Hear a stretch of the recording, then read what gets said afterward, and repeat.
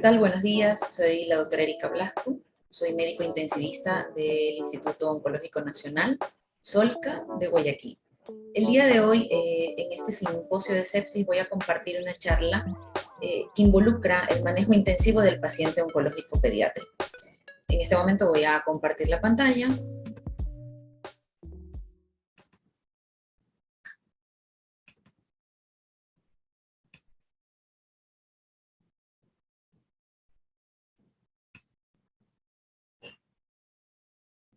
Bien. Para la Organización Mundial de la Salud y la Organización Panamericana de la Salud, se considera que 30 millones de personas son afectadas por la sepsis. De esto, 3 millones corresponden a la población pediátrica y hasta 1.2 millones en la población de recién nacidos. La morbimortalidad en esta población es muy alta. Se considera que la población pediátrica tiene una tasa de prevalencia en la unidad de cuidados intensivos hasta del 8.2%, considerando inclusive una tasa de mortalidad hospitalaria más del 25%. Es así que consideramos que un niño muere cada 6 segundos por sepsis en el mundo.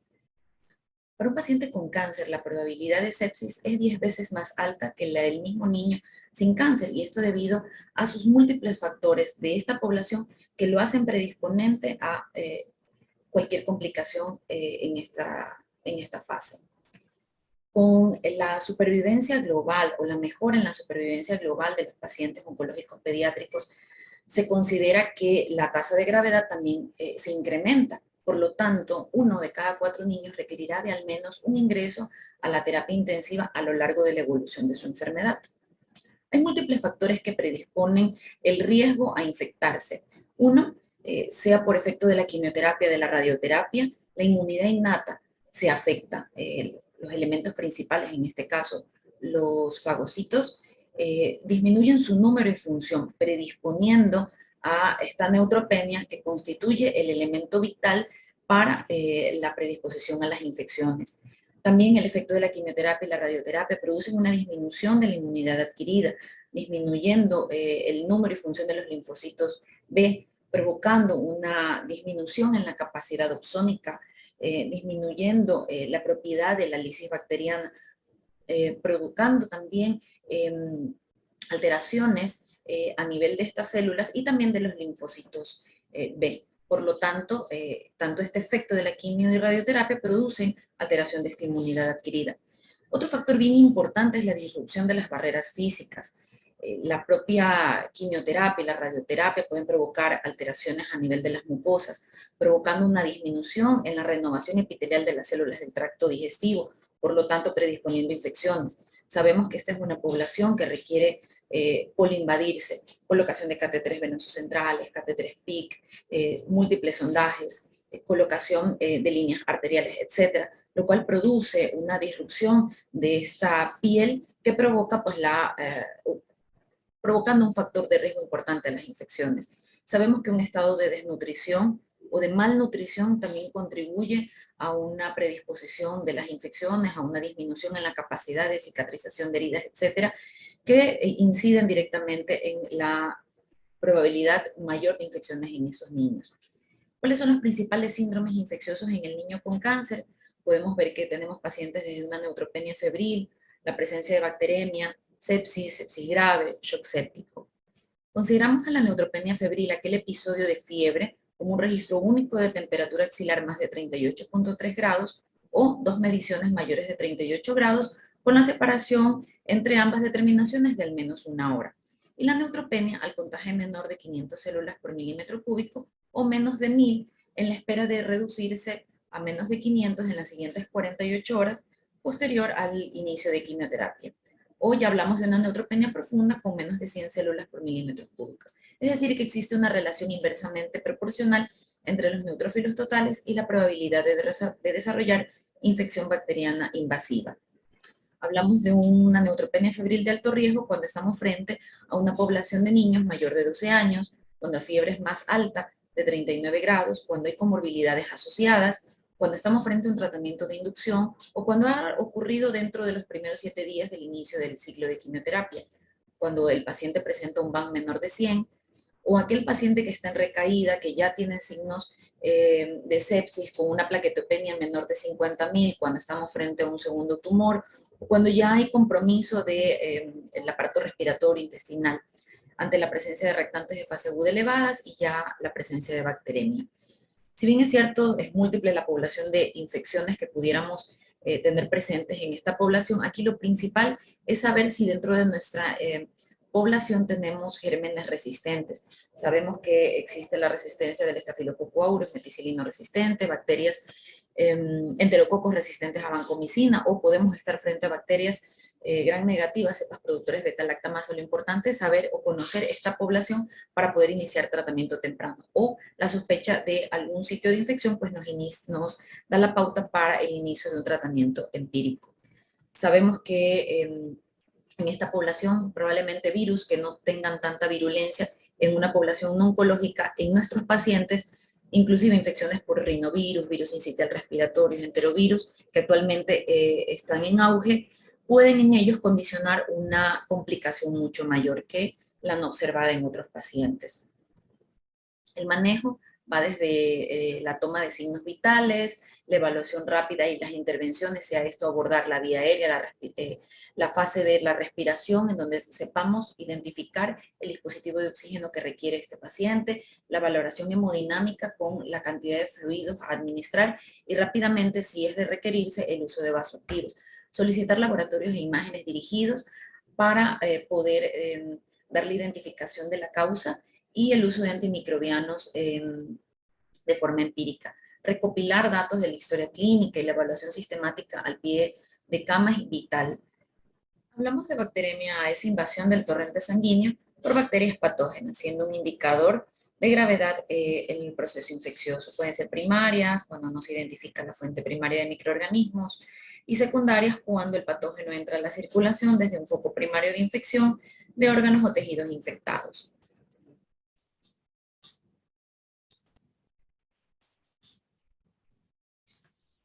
En cuanto al diagnóstico, pues tenemos que saber que del 15 al 25% de las neutropenias van a tener bacteremia, que puede ir desde un signo inespecífico, como es la fiebre, pasar por síntomas leves y evolucionar hasta el shock séptico. Aquí lo importante es tratar de obtener un cultivo en sangre, al menos previamente a la colocación del antibiótico, pero este tampoco debe retrasar la toma del mismo.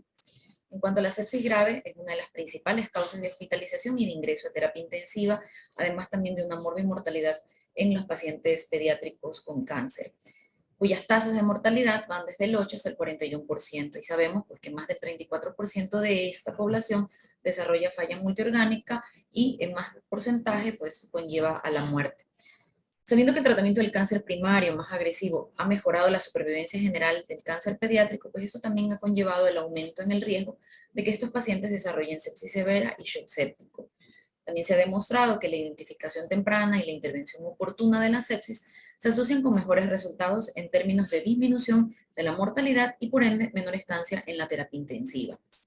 También se ha publicado que pues, las tasas de letalidad se asocian con la sepsis pediátrica grave y el shock séptico sigue siendo alta, más del 25%, y que hay factores asociados de forma independiente para la presencia de esto, como es el nivel de desarrollo económico del país, la presencia de shock séptico y una edad más joven de los pacientes. Es importante determinar que se necesitan esfuerzos para mejorar la atención médica en entornos de escasos recursos y poder así disminuir la mortalidad global en la sepsis pediátrica grave y el shock séptico. Se han establecido múltiples campañas y en la campaña de Sobreviviendo a la Sepsis, publicada en el 2020, se hace hincapié al manejo y sobre todo a la presencia de la fluidoterapia, sabiendo que es el pilar fundamental para la restitución en el paciente con sepsis grave o shock. En cuanto al algoritmo, es importante que se determine el tipo de fluido a determinar. Múltiples estudios también hacen hincapié en que cuál es el tipo de solución, balanceada o no balanceada. Realmente en ciertos estudios se demostró que aunque tenemos pacientes críticamente enfermos que requieren desafíos con los líquidos, el uso de una solución balanceada en comparación con una solución salina al 0.9% no redujo significativamente la mortalidad a los 90 días. Por lo tanto, también va a depender del recurso que se cuente en la institución. Una diferencia entre las soluciones no balanceadas y balanceadas y sus pros y contras. Pero aquí lo más importante es que tengamos una disponibilidad la fluidoterapia como un pilar fundamental para el manejo de estos pacientes. En el contexto de un paciente que dispone de una unidad de cuidados intensivos, hay que evaluar la perfusión del paciente, si estamos ante una perfusión anormal, con o sin hipotensión. Si no hay signos de sobrecarga de líquidos, pues administrar bolos de fluidos de 10 a 20 ml por kilo, repitiendo la evaluación de la respuesta hemodinámica al volumen y considerando administrar otra carga más hasta que se resuelva el shock o el desarrollo de signos de sobrecarga de líquidos hayan desaparecido. Evaluar el pidecama, la función cardíaca y no retrasar el uso de vasoactivos. Si en este contexto la epinefrina en el caso de disfunción miocárdica o noradrenalina si el shock persiste por más del uso de volumen, más de 40-60 ml por kilo, o si ya estamos hablando de alteración en la resistencia vascular periférica.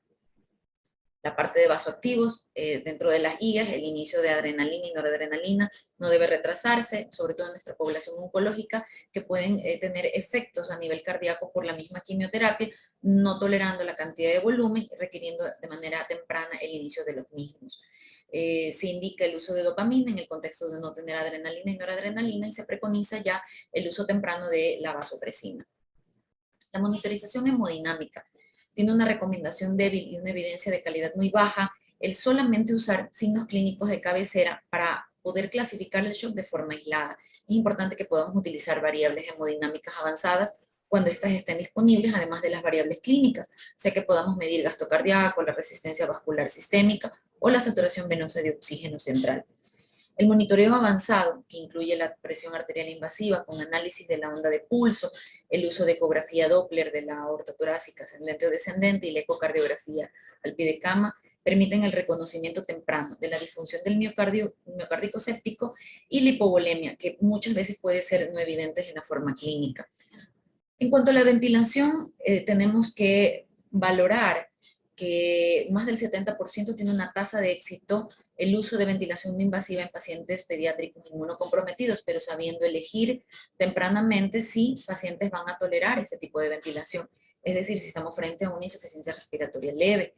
Pero tenemos que saber que está contraindicada esta ventilación no invasiva en el paciente que está con datos de shock y que estamos titulando aminas en un paciente con arritmias o signos inminentes de paro cardíaco, aquel paciente que no tiene adecuados reflejos protectores de vía aérea, alteraciones del glasgow, etcétera. Sabemos que el uso de ventilación invasiva está contraindicado. Valorar los predictores de fracaso, si estamos teniendo un requerimiento en las concentraciones altas de oxígeno, requerimientos de una fracción inspirada de oxígeno más alta, o el uso o la evasión del flujo en el dispositivo de alto flujo, pues eso nos hace pensar que vamos rumbo al fracaso de esta ventilación no invasiva. Y asumiendo factores de éxito, por ejemplo, en el contexto de que podamos ir disminuyendo esta concentración de oxígeno, que el paciente disminuya su esfuerzo respiratorio, encontremos una mejor saturación de oxígeno y que no tengamos alteración neurológica. Pero en el concepto de que tengamos que intubar al paciente, pues todavía nos valemos de las guías del consenso de la conferencia de lesión pulmonar aguda pediátrica vigentes del 2015, donde valoramos una ventilación invasiva con medidas protectoras pulmonares, manteniendo una hipercapnia hipoxemia permisiva, manejando volúmenes corrientes bajos, niveles moderados de PIB, titulando este PIB, tratando de mantener una peseta mayor o no mayor de 30 milímetros de mercurio y una presión de distensión menor de 15 centímetros de agua. Valorando estrategias ventilatorias precoces, una pronación temprana, en el contexto de que se requiere una ventilación de alta frecuencia, el uso de óxido nítrico, y bueno, pues todavía no está muy bien documentado el beneficio del ECMO en el paciente oncológico pediátrico. En cuanto a los corticoides, las guías son claras, están en contra si la reanimación con líquidos y vasoactivos restaura la estabilidad hemodinámica, pero si no se restaurase, puede o no puede usarse como recomendación débil y una evidencia de calidad baja, sabiendo los efectos del corticoide como la disminución de la recaptación de la noradrenalina, aumentando la sensibilidad del receptor beta-adrenérgico en el corazón y aumentando la disponibilidad de calcio en las células miocárdicas y del músculo liso, promoviendo la contractilidad miocárdica y la vasoconstricción, ayudando a inhibir la producción de prostaciclinas y el óxido nítrico endógeno, ayudando a aumentar el tono vascular y la modulación de la fuga capilar que se da mucho en estos pacientes. sabiendo las contras del uso del corticoide, como la presencia de hiperglicemia, la debilidad muscular difusa, probablemente al momento de la evolución o del destete de la ventilación, y las infecciones hospitalarias. El manejo de la hiperglucemia, tratando de mantener niveles entre 140 y 180 miligramos por decilitro. En contra de todo esto está el uso o la terapia de insulina para tratar de evitar el riesgo de hipoglicemia. Es una recomendación fuerte y una calidad de evidencia moderada. Y por último, y no menos importante, la nutrición. Se hace hincapié que la nutrición debe ser iniciada lo más tempranamente posible, dentro de las primeras 48 horas posteriores al ingreso, en niños con shock o disfunción orgánica asociada a sepsis que no tienen contraindicación para la misma. Y si este fuera el caso, tratar de iniciar una nutrición parenteral y valorando continuamente al paciente para iniciar una nutrición enteral posterior. Como institución, ¿qué estamos haciendo? En sepsis lo principal es la identificación precoz. El servicio de pediatría lleva como parte de una determinación oportuna del paciente potencialmente crítico esta escala de valoración de alerta temprana, tratando de acortar el tiempo entre el deterioro clínico y las intervenciones médicas, bajando la gravedad de la enfermedad al momento del traslado a UCI, disminuyendo las tasas de arresto cardiorrespiratorio fuera de terapia intensiva y disminuyendo la mortalidad hospitalaria. En conclusión, el tiempo en sepsis es vida, e implementar un programa en el reconocimiento y tratamiento oportuno de la sepsis en el paciente oncológico pediátrico es lo primordial. Con esto quiero dar las gracias y esperando que este segundo simposio de sepsis sea parte de la ayuda que los otros profesionales de la salud puedan tener a la mano. Muchísimas gracias.